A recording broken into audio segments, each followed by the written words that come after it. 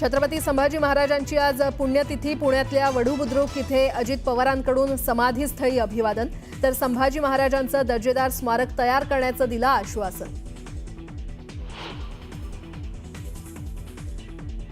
लाडक्या बहिणींना 2100 रुपये मिळण्यासाठी 5 वर्ष वाट पाहावी लागणार। 1500चे 2100 देऊ मात्र कधी देणार ते सांगितलेलं नव्हतं। नीलम गोरेंच्या उत्तरानं चर्चांना उधाण।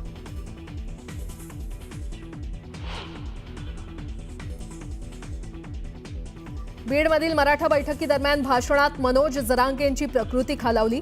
जरांगेंवर रुग्णालयात उपचार सुरू।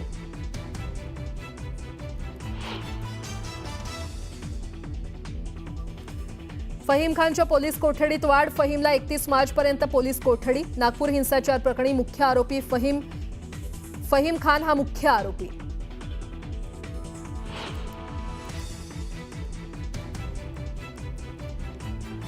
फलटणमधील रत्नशील निंबाळकरची 12 मार्चला निर्घृण हत्या। गावात बदनामी केल्याचा मनात राग ठेवून आरोपी दत्तात्रय निंबाळकरनं क्रूर पद्धतीनं केला खून। कुटुंबाला न्याय देण्याची दमानियांची मागणी।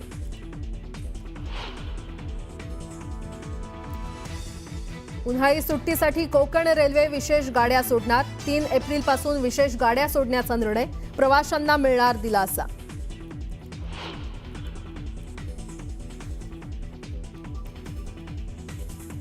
आणि गुढीपाडव्याआधी सोन्याच्या दरानं गाठला उच्चांक। सोनं प्रतितोळा 92,000 तर चांदीही 1 लाखांच्या पार।